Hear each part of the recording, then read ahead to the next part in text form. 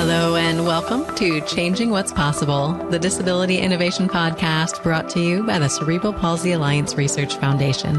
I'm your host, Dr. Marie McNeely, and this season we are excited to bring you remarkable stories of life-changing technology.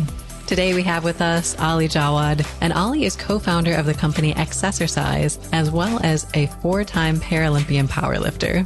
And today he is going to talk about their first ever complete fitness app created specifically for people with disabilities. And in the second half of our episode today, we are going to hear from Becky Porte, who uses Accessercise for her own training.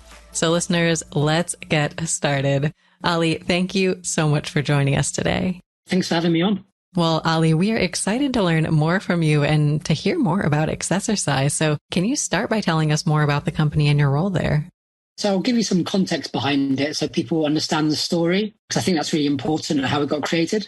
So I was born as a double leg amputee in the UK, and I had dreams of being a Paralympian. And when I started going to gyms when I was younger, I kind of questioned why I was the only disabled person in the gym. There was nobody else like me. I had to rely on able-bodied people to kind of guide my training. I didn't really feel independent enough, and there was no fitness tools out there for me. So in 2020, when I was kind of reflecting on my career, I asked myself whether or not that's changed. So I did some research and I found that there are over 70,000 health and fitness apps available and none fully catered for people with impairments and disabilities. So I knew that actually my experiences were valid, but also they've not changed for the wider disability community in the 18 years that I started elite sport. So I thought that had to change. And that's how we created Accessercise.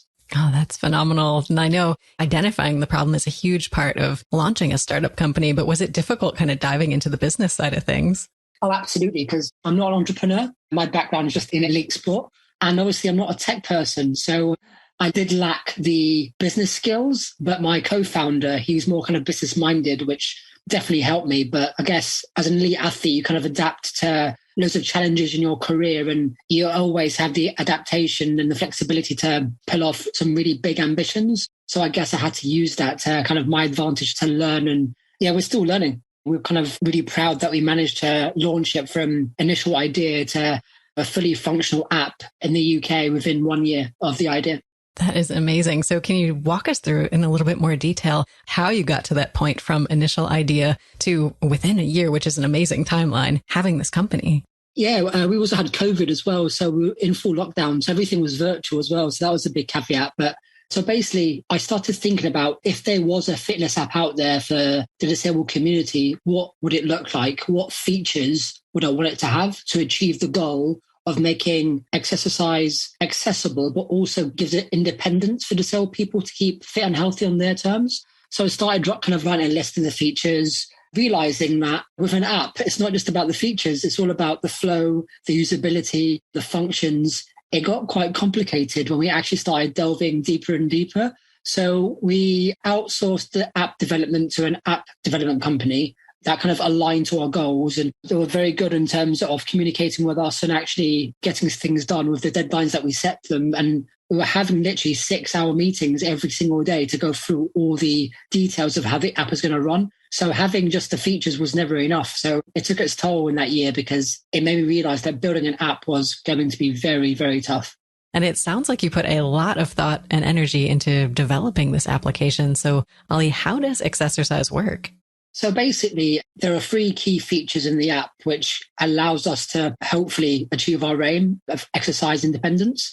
One feature is a unique video exercise library, which is tailor-made to the user's impairment. So, for example, all the video demonstrations are performed by somebody of the same impairment as the user. So the user then gets to create their own training program themselves at their own pace. We don't give out training programs. And that means they are fully independent. 2, we've got a social hub. We know that in the disability community, confidence is a really big issue in terms of actually using gym facilities. So with the social hub, users get to like and share and comment on basically other people's journeys to hopefully encourage them to keep going. And I thought the sense of community was really important. And the last one, which I thought would be the most impactful, was an explore section that allowed users to rate the accessibility of gyms and sporting facilities in the local area.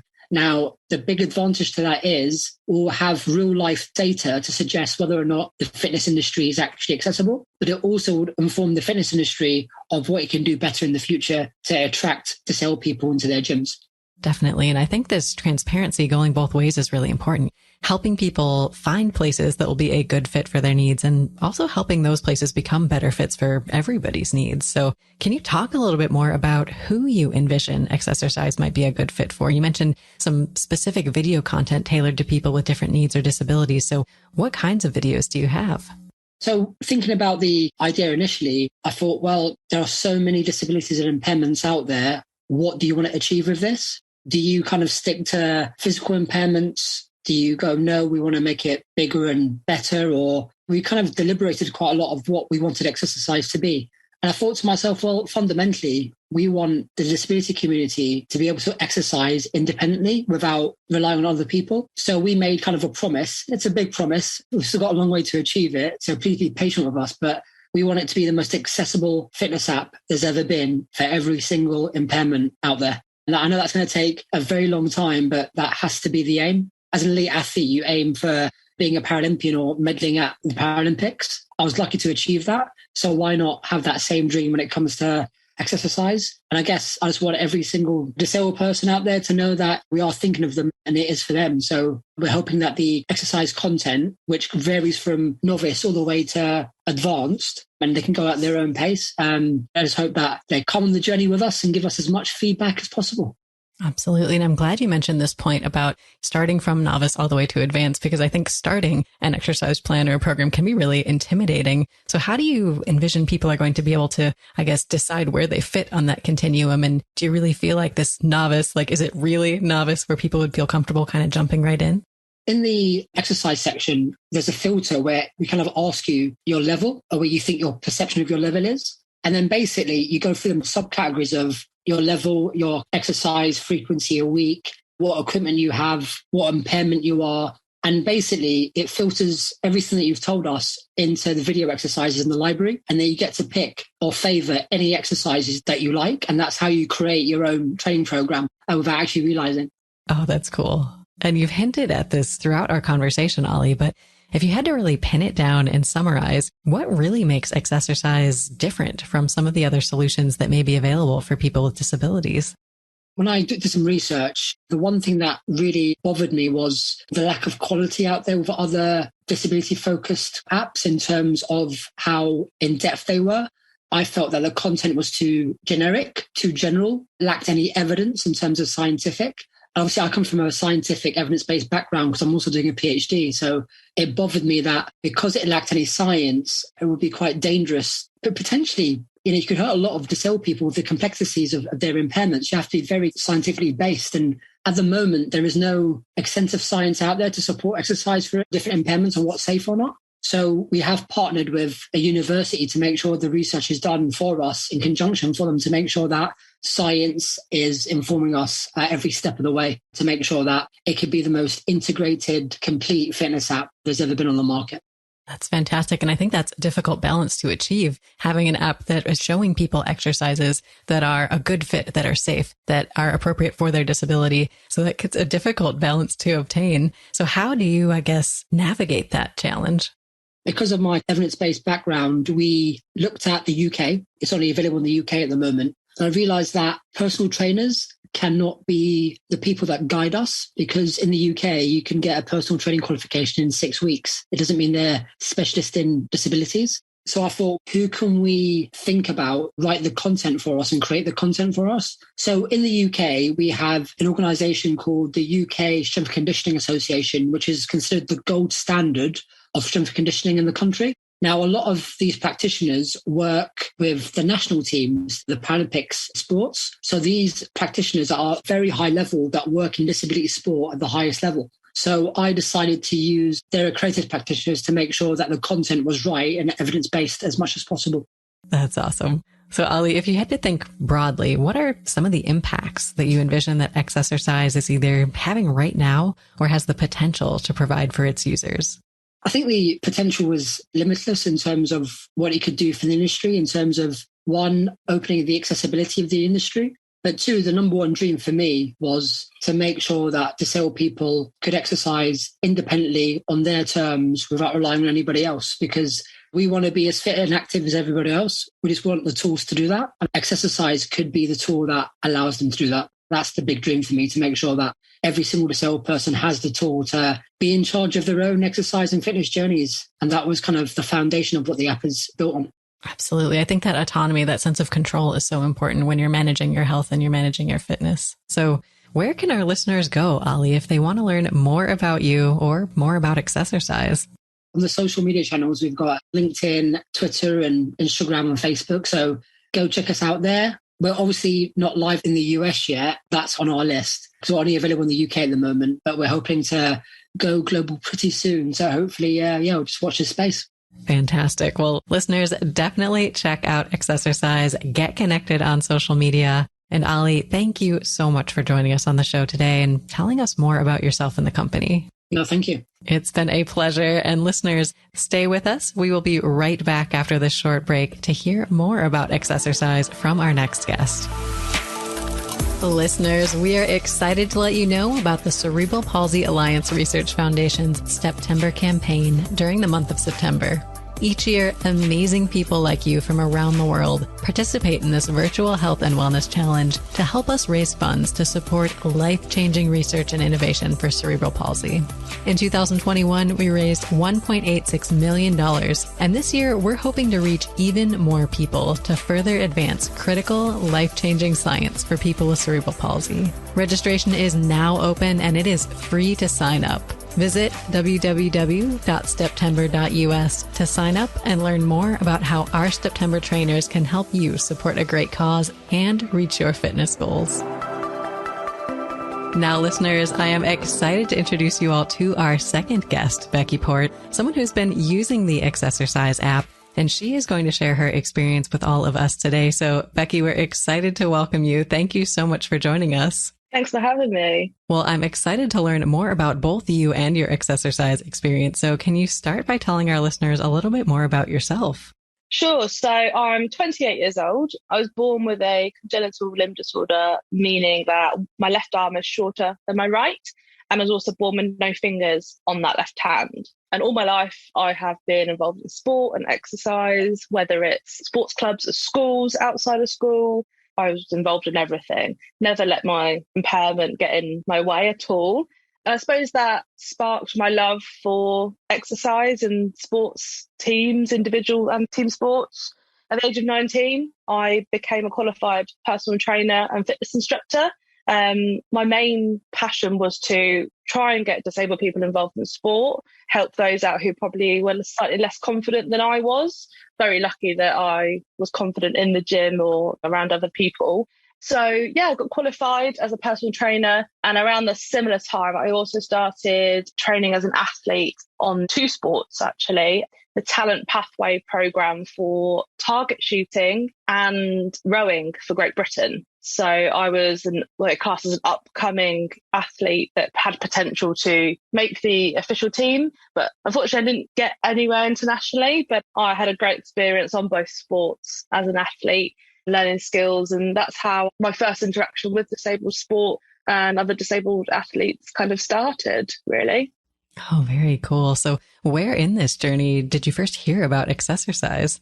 So Accessercise was a relatively new thing for me, probably the last year. I know one of the founders, Ali, through disabled sport, and when he was an athlete himself, we met at various events and competitions and things. And he reached out to me probably just over a year ago and said, I've got this app that I think you would enjoy. It's got lots of great features on it. And did I want to be involved in the kind of testing experience of it? So I looked through it before it was live to the nation and gave my feedback and got to try it out myself. And it's kind of gone from there, and I'm still really enjoying using it.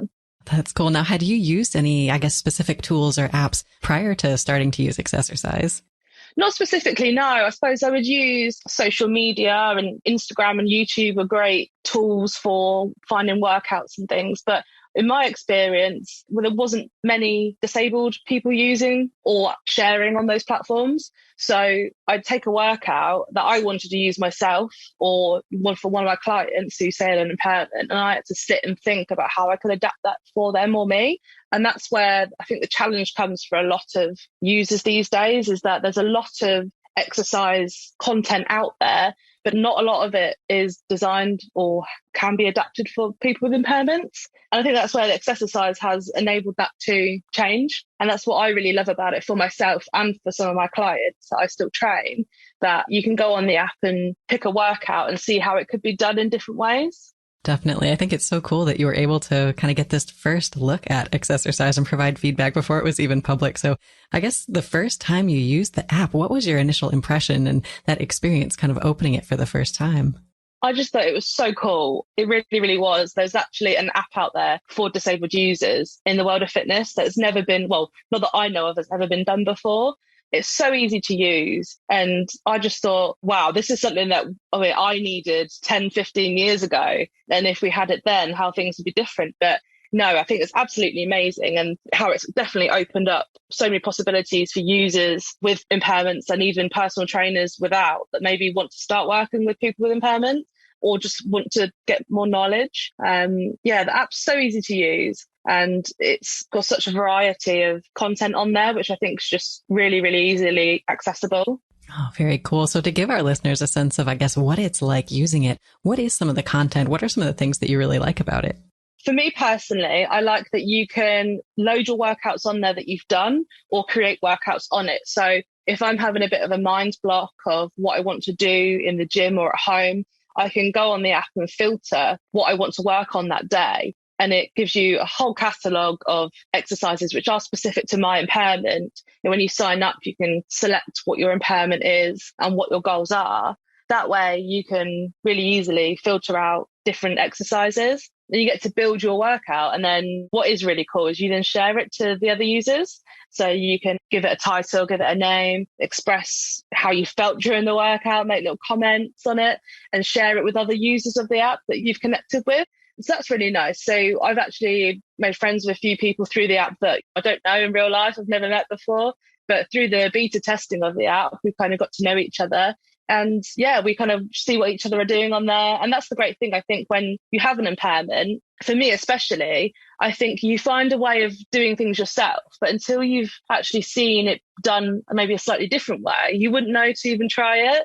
So the great thing about the app is seeing how other people train, and you might see an exercise on there that you hadn't even thought of actually attempting yourself, but because there's a video dialogue of how to do it and what attachments to use, how this is good for your impairment, it gives you a lot more variety than maybe just the few exercises you feel comfortable with. It does push you that little bit more.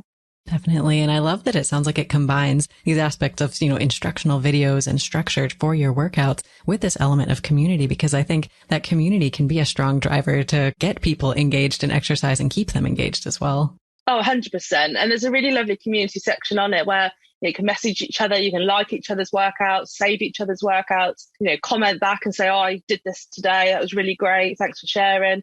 And well, within general gyms, if you haven't got many other people with impairments, disabilities there, you might be the only person involved in that gym that might have a disability. So you haven't got that, I suppose, peer group to bounce off of. Whereas this is the only app that I know of and only platform really that is able to do that, which I think is absolutely amazing. Definitely. Well, I appreciate you sharing some of these experiences of yours. And it sounds like this has had a pretty positive impact on your life and how you approach your workouts. So could you tell us a little bit more about some of the things that might have changed for you since you started using Accessercise? Definitely. So for a professional kind of point as a personal trainer, I've got other friends who are trainers as well, and they previously would come to me and ask directly, oh, I've got a client who's got this condition or impairment. How would I work with them? I mean, I have to reel off my experience and give them my ideas. Whereas now I've told them about the Accessercise app and they can download that, go on it directly. And I think it's just allowing trainers to engage a bit more with disabled people, knowing what could be good for them. And I think that's just absolutely amazing in a commercial environment rather than directly go into maybe a group that's specifically for people with impairments, it allows them to create workouts on the app for their clients that they know is safe and designed for them. So I think it's allowing disabled people to feel more comfortable in gyms or training at home, because it's got that element on there as well. And I just think that is so positive. Whereas before, maybe people with impairments wouldn't step foot in a commercial public gym because they wouldn't know what to do. And the trainers there, when you go through your physical exercise instructor's qualification, unless you go on an additional training course, you don't find out about how to adapt this for somebody with a disability or an impairment. So I think this is enabling instructors and trainers to be in gyms and work with clientele that have got disabilities because they have the knowledge in front of them to be able to use it. Or vice versa. The client can say, look, I've got this app. It's created me a workout. Can you help me out with it? And I think it's just great for both sides. I think it's just the main positive thing I've seen from it, that people do feel comfortable now to step into a gym following a program that's tailored, safe for them to do, which I think is just great.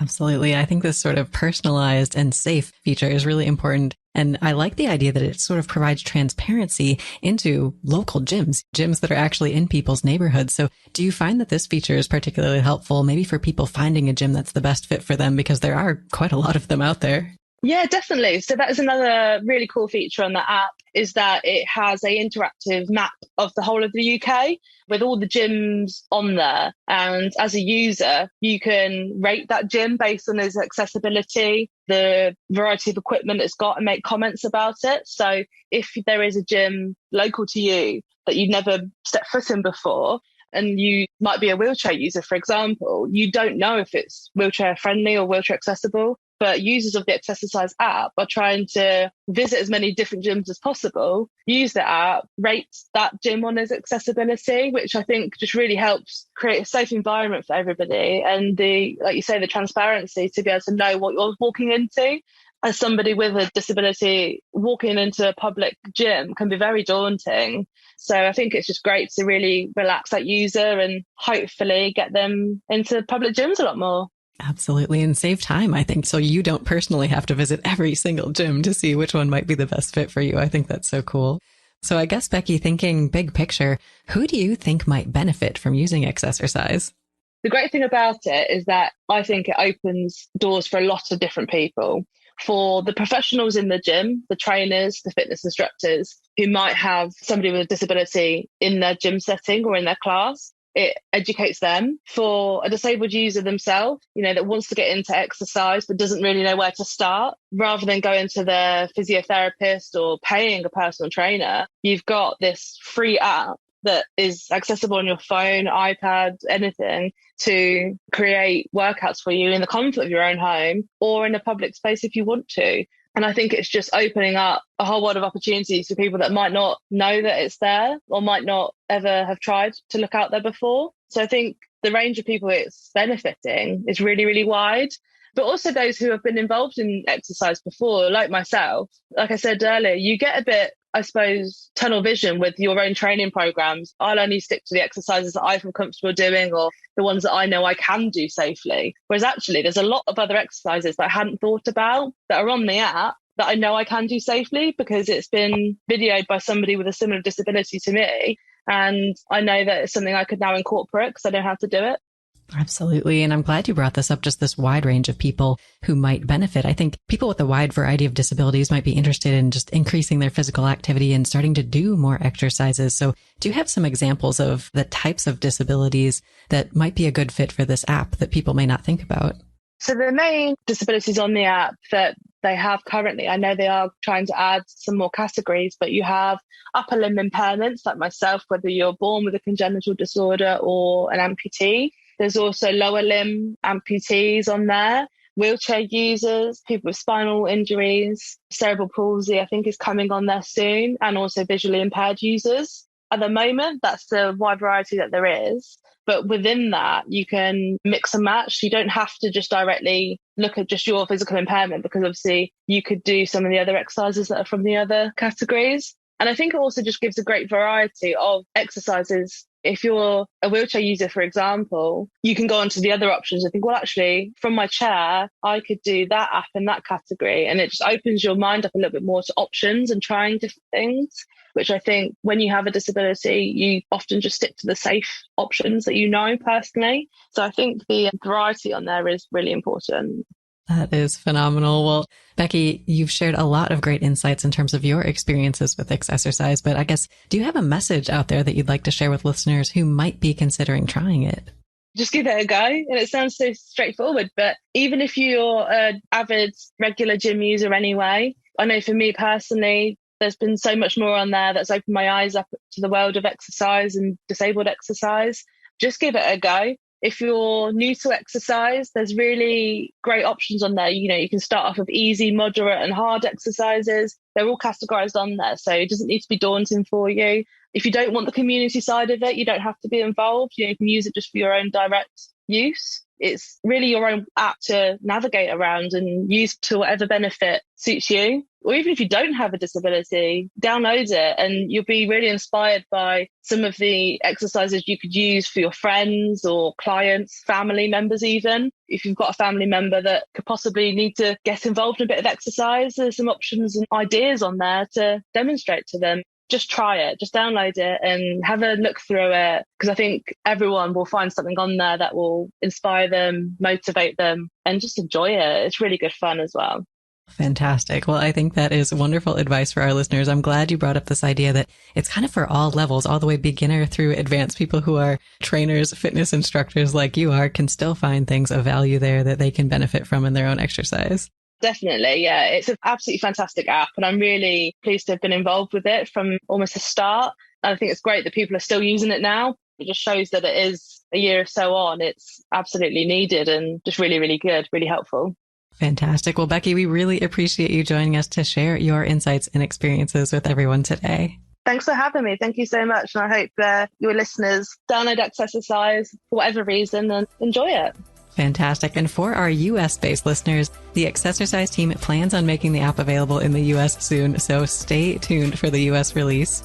And it's been great to have you all with us today. And it would mean a lot for us if you could take a moment to subscribe to, rate, and review this podcast wherever you like to listen.